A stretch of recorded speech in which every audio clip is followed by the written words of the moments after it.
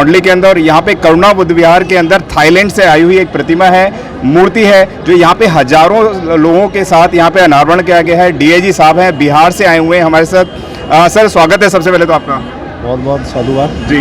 कौंडली जैसे अंदर जहाँ पे बाबा साहब की आज प्रतिमा नहीं लगाई जाती थी, बुद्ध की प्रतिमा नहीं लगाते थे, लेकिन आज थाईलैंड से यहाँ पर प्रतिमा आई है, क्या कहना चाहेंगे देशवासियों को? मैं बहुत अनुग्रहित हुआ हूँ कि चलते हुए बुद्ध की अगर कहीं पर भी मूर्ति स्थापित होती है तो इसके मायने बहुत अलग होते हैं। उनका सिर्फ यही है कि चलते रहना है, घर घर जाना है, ग्रामीण क्षेत्र में जाना है, लोगों से मिलना है, धर्म का प्रचार करना है और बिना किसी की बुराई करे, बिना किसी दूसरे की संस्कृति की बुराई करते हुए धर्म का प्रचार करें और मानव सेवा के लिए लग जाएं, सत्य को समझने की कोशिश करें और प्रज्ञाशील करुणा का ध्यान जरूर रखें। हर व्यक्ति के अंदर प्रज्ञा होनी चाहिए, शील होनी चाहिए, करुणा होनी चाहिए, तभी उसके साथ मैत्री रहेगी। ये पंचशील क्या है वह हम आपसे जानेंगे। तमाम देश के लोग इस बात को समझना चाहते हैं कि जहाँ पे गौतम बुद्ध होते हैं वहाँ पे पंचशील भी होता है। पंचशील में ऐसा क्या है कि जिसने भी पंचशील ग्रहण कर लिया उसके जीवन के सारे जितने भी काम है वह सारे हो जाएंगे, क्या कहेंगे सर? पंचशील में बहुत महत्वपूर्ण चीज़ है कि बिना कारण के किसी की आप हत्या कर रहे हैं तो उसी में है। तो पहले ये समझना बहुत ज़रूरी है कि हत्या की भी जाती है, लोग मांस भी खाते हैं, लेकिन हम क्या है कि सिर्फ स्वाद के लिए खाते हैं। हमारे साथ कोई समस्या आ रही है तब अगर हम किसी की हत्या करते हैं तो उसके लिए भगवान बुद्ध ने मना नहीं किया बिना कारण के। और दूसरा बहुत महत्वपूर्ण है कि जो दान कभी भी लें तो साफ़ सुथरा दान होना चाहिए, मेहनत का दान होना चाहिए, स्वेच्छा से दान लेना चाहिए, वही दान है। जो व्यभिचार है, कामेषु इच्छा, किसी के प्रति जो है, किसी महिला के प्रति आपके गलत नज़र नहीं होनी चाहिए। और यहाँ तक है कि अपनी पत्नी के प्रति भी जो है एक मैत्री होनी चाहिए, करुणा होनी चाहिए।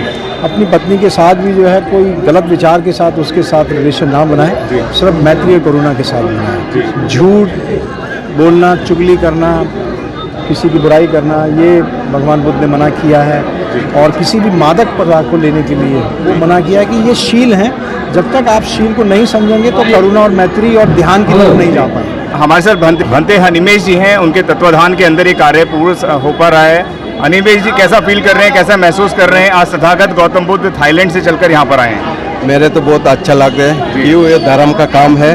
मैं चाह रहे हूँ यहाँ पे एक मैसेज देने चाह रहे हैं, जितना बुद्धिस्ट कंट्री है वहाँ पे भारत में सहायता हो रहे हैं, तो आप लोग उसका साथ साथ आपका चिंता भी बदलना पड़ेगा। ये भगवान बुद्ध का मूर्ति प्रतिमा है, भगवान बुद्ध नहीं है, असली भगवान बुद्ध है अंदर में। तो वहाँ पे वहाँ भगवान बुद्ध आपके साथ बात कर सकते हैं, वो बोल सकते हैं आप गलत करो, अच्छा करो, भला करो, वो भगवान बुद्ध बोला है। वो जात एक प्रतिमा है, वो कैसे भगवान बुद्ध कैसे उसका मैत्री करुणा उपेक्षा से सारा विश्व भाषी के दुख से सारे आर्य सत्य आध्यात्मिक मार्ग आपको पद दिखाया। अभी आप लोग बुद्ध जो धर्म है वहाँ पे थोड़ा अलग हो गया, तो वो धर्म बुद्ध का धर्म जो है वो धर्म आपको जुड़ेगा और रिलीजियस आपको बांटेगा। तो भगवान बुद्ध का मैसेज क्या आपका जुड़ने के लिए, तो आज इतना सारा आदमी आ गया, मैं खुश हो गया। मेरे सभी की, मेरे भिक्षु जीवन से सभी के आशीर्वाद सुख शांति कामना कर रहे हैं। डीआईजी साहब से मैं आखिरी सवाल करना चाहूँगा। डीआईजी साहब, बाबा साहब डॉक्टर B.R. अम्बेडकर का एक सपना था कि बुद्ध में भारत वो देखना चाहते थे। क्या है ऐसा बुद्ध में भारत जिसके होने से इस देश में शांति भी आ सकती है, क्या कहेंगे? जो बुद्ध में भारत का मतलब यही है कि भारत का जो संविधान लिखा हुआ है वो इतना महत्वपूर्ण है कि उसी को हमने मानना है और उसी के माध्यम से जो है हम बौद्ध में हो सकते हैं। और भगवान बुद्ध और उनका धर्म जो बाबा साहब ने किताब लिखी है हर व्यक्ति को पढ़नी चाहिए।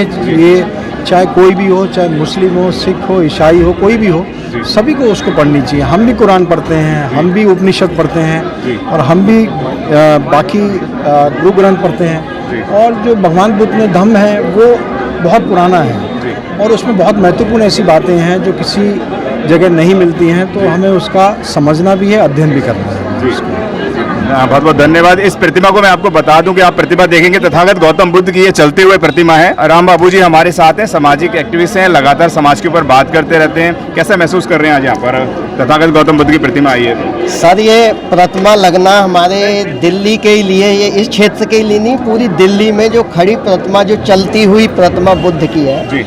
जो बाबा साहब ने भी कहा था कि हमें चलते हुए बुद्ध की आवश्यकता है जी।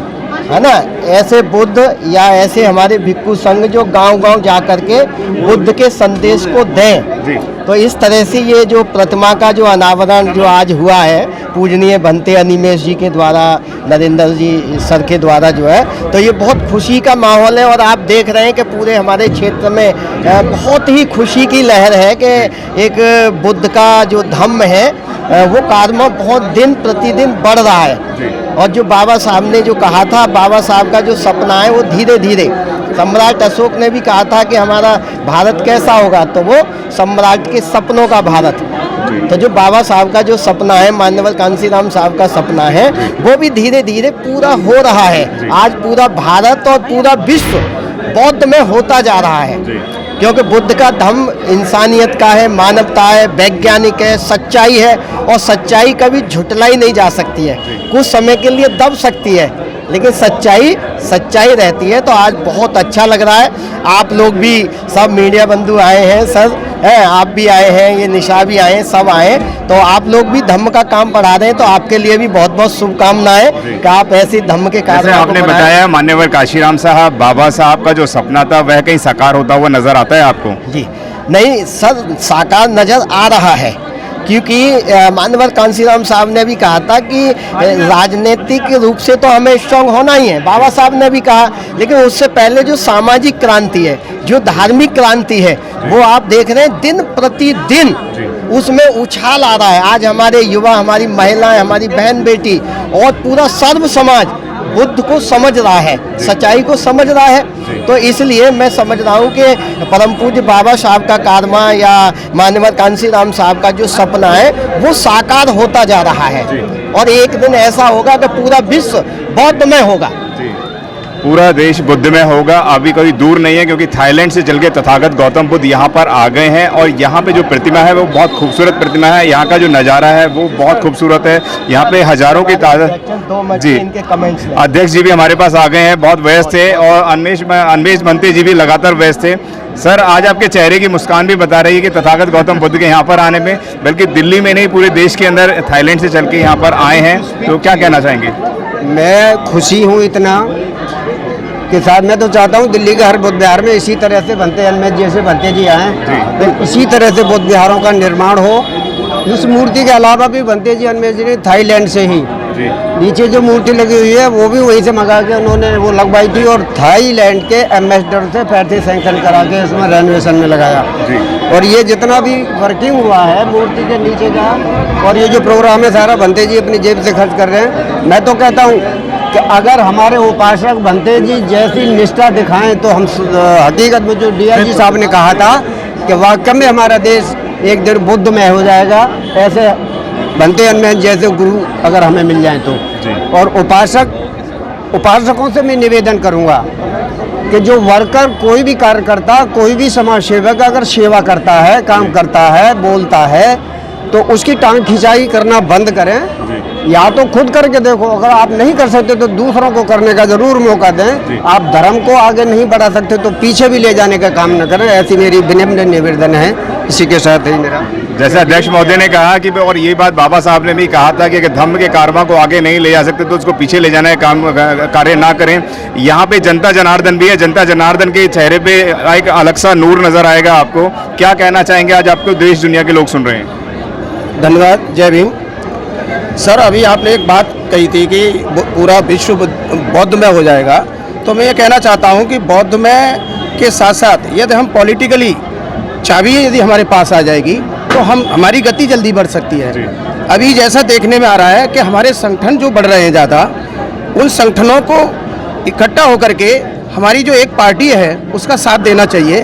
तो मैं ऐसा मानता हूँ कि ये हमारी जो संख्या जो कम नज़र आ रही है, इसमें बहुत वृद्धि नज़र आएगी और हम बहुत ताकतवर होकर के उभरेंगे। अभी क्या है कि जहाँ देखो वहाँ कुछ चंद लोग ही नजर आते हैं और उनके स्वार्थ हैं, निजी स्वार्थ में वो कारमा को आगे नहीं बढ़ने दे रहे हैं। तो ऐसे लोगों से भी हमें समाज को अवेयर कराने की आवश्यकता है। मैं यही कहना चाहूँगा। और सर, आप जैसे जो मीडिया बंधु हैं हमारे SM न्यूज़ वाले, हमारे और भी हैं, ये बहुत अच्छा काम कर रहे हैं। और जैसा कि 2024 का जो चुनाव आ रहा है, यदि इस सोशल मीडिया पे यदि आपने सही ढंग से काम कर लिया और सारे संगठनों को इकट्ठा कर लिया, तो ऐसा मेरा मानना है कि आदरणीय बहन जी हमारी देश की PM अवश्य बनेंगी। ऐसा मेरा मानना है। बाबा साहब डॉक्टर BR अम्बेडकर ने भी कहा था कि 1 पार्टी 1 बैनर 1 लीडर जिस दिन हो जाएगा उस दिन बुद्ध में भारत हो जाएगा। तो ये लोगों को समझना है कि आने वाले चुनावों में भी कहाँ पे दें, ताकि इस तरीके के हर्षोल्लास की जगह पूरे देश के अंदर नजारा है, यहाँ पे कोई भेदभाव ना रहे। बहुत बहुत धन्यवाद सर आप लोगों का, आप लोगों ने हमसे बात करी। धन्यवाद सर, थैंक यू। आपका अगर आपने अभी तक हमारा चैनल सब्सक्राइब नहीं किया है तो सब्सक्राइब करें और घंटी का बटन बिल्कुल भी दबाना ना भूलें, ताकि सभी लेटेस्ट खबरें पहुंच सकें आप पे सबसे पहले।